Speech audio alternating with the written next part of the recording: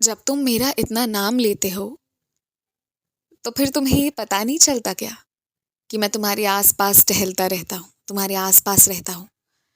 और जो तुम इतना जयकारा लगाते हो मेरा अपने घर में, अपने कमरे में, तो तुम्हें एक बात मालूम होनी चाहिए, चाहे अच्छे चाहे बुरे, चाहे सकारात्मक चाहे नकारात्मक, जैसे भी प्राणी जैसे भी प्राणी तुम्हारे द्वार प्रवेश करेंगे ना, वो सब अपने उद्धार के लिए आ रहे हैं। कोई तुमसे लड़ने झगड़ने, तुम पर टोना टोटका करने या फिर तुम्हें अपनी नकारात्मकता देने नहीं आ रहा है। उन सब की किस्मत उन्हें वहां खींच कर ला रही है तुम्हारे घर पर, ताकि वो सब आशीर्वाद लेकर जाएं और अपना उद्धार कर पाए। तुम्हें अब तक समझ नहीं आया कि तुमने मेरी इतनी भक्ति की है, इतनी आराधना की है कि तुमने मुझे बस अपने वश में करके अपने घर पर बिठा लिया है और इतना प्रेम करते हो कि मैं चाहकर भी नहीं जा सकता। तो अब जब मैंने अपना दरबार ही तुम्हारे घर पर लगा दिया है, तो मेरे दरबार में तो सब आएंगे ना, सब आएंगे अपनी उद्धार के लिए। तो वो आ रहे हैं, जा रहे हैं, उससे तुम परेशान ना मत हो, कभी मत हो। तुम्हारे घर की तो किस्मत चमक गई है, जिसका असर आने वाले कुछ सालों में एकदम देखने को मिलेगा। तुम सारे लोग खूब प्रगति करोगे। तुम्हारे घर के जो अभी बच्चे हैं ना, उन्हें तो वो खुशियां मिलेगी। जो छोटे हैं उन्हें वो भविष्य, वो सुनहरा भविष्य मिलेगा जो अभी तुम लोग सोच भी नहीं पा रहे। कैसे किस्मत बदलेगा, सब बहुत अच्छा होगा। क्योंकि इतना पुकारा है, मुझे बिठाया है, और तुम्हारे घर पर कितनी सारी शक्तियां आकर अपनी अरदास लगाकर अपना उद्धार करके जाती हैं, तुम्हें इसका अंदाजा ही नहीं है। इसलिए तुम बिल्कुल महफूज हो, एकदम चिंता मत करो। चिंता की कोई बात नहीं है।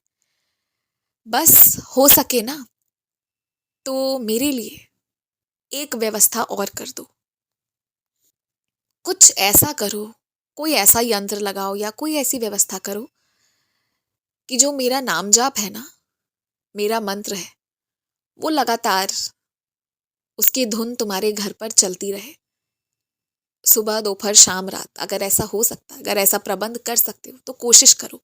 अगर कोशिश करोगे तो मैं रास्ते जरूर निकलवा दूंगा।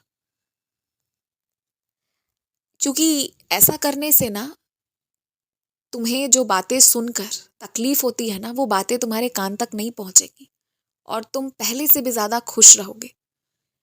और मेरे इस मंत्र को सुनकर कुछ लोग इस कद्र प्रभावित हो जाएंगे ना कि वो गलत बोलने के पहले सोचेंगे। उनका मन बदल जाएगा, नकारात्मकता से सकारात्मकता की ओर चला जाएगा। इसलिए तुम हो सके तो ये इंतजाम करो। मैं धन भी अपने उन्हीं बच्चों के हाथ में रखता हूँ जिनकी नीयत उस धन से बढ़ोतरी करने की हो और खुशी पहुंचाने की हो। जो ये नियत रखता है कि उसे धन इसलिए चाहिए कि उसे दूसरों के समक्ष ये दिखाना है कि वो ज्यादा अमीर है, ज्यादा धनाढ्य है। जहां बात अहंकार की होगी तो वहां मैं सहायता नहीं करता। तो तुम्हारी नीयत तो अच्छी है, तुम्हारे दरवाजे कोई बंद नहीं कर पाएगा, एकदम निश्चिंत रहो। बस इतना ही करना कि जो नीयत आज रखी है ना, वो नीयत पूरी जिंदगी कायम रखना। एक बात और बताऊं, तुम मुझसे तो बहुत प्रेम करते हो, इसलिए मेरा स्वरूप तो तुम्हारे लिए सर्वप्रिय है। लेकिन तुम जिन लोगों को देने की सोच रहे हो, उसमें से कुछ लोग तो मेरे भक्त हैं ही नहीं। उन्हें तो ठीक से मेरा नाम भी नहीं पता, मेरी शिरडी के बारे में भी ना मालूम है, ना वो मालूम करना चाहते हैं। तो तुम जो सम्मान मुझे दे रहे हो, शायद सारे लोग वो सम्मान ना दे पाए।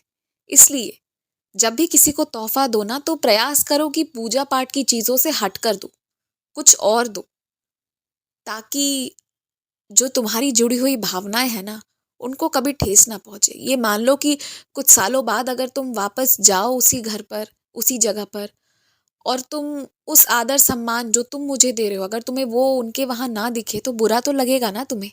और इसमें ना तुम्हारी गलती होगी ना उनकी गलती होगी। हर इंसान की सेवा करने का तरीका अलग होता है। और जो मुझे नहीं मानते हैं ना, यकीन मानो, वो बस अपने कमरों में मुझे सजा कर भी रख देते हैं। सालों साल मैं धूल खाता हूँ, मेरी सफाई करना तो दूर, मेरी तरफ पलट कर भी नहीं देखते हैं।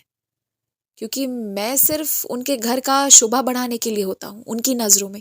ये अलग बात है कि कोई जाने अनजाने भी अगर मुझे रख लेना तो मैं उसकी रक्षा करता हूँ। बस एक छोटी सी जगह दे दे, मैं उसमें भी खुश हो जाता हूँ कि उसने मेरे स्वरूप के लिए एक विशेष छोटी सी ही सही पर जगह तो बनाई है। तो मैं तुम्हें बस यही समझा रहा हूँ कि वैसी कोई चीज मत दो किसी को जिसका अगर तुम्हारे तरीके से तुम्हारे हिसाब से सेवा ना हुआ तो तुम्हें बुरा लगे, क्योंकि हर इंसान अलग अलग तरीके से व्यस्त है। और तुम ये भी मान लो कि हर बच्चा मेरी इबादत कर रहा है, मेरी सेवा कर रहा है, बस नाम अलग है उसके, विश्वास का तरीका अलग है उसका। पर है कुछ लोग जो ये कहते फिरते हैं ना कि वो भगवान को नहीं मानते, वो सिर्फ कर्म में विश्वास करते हैं।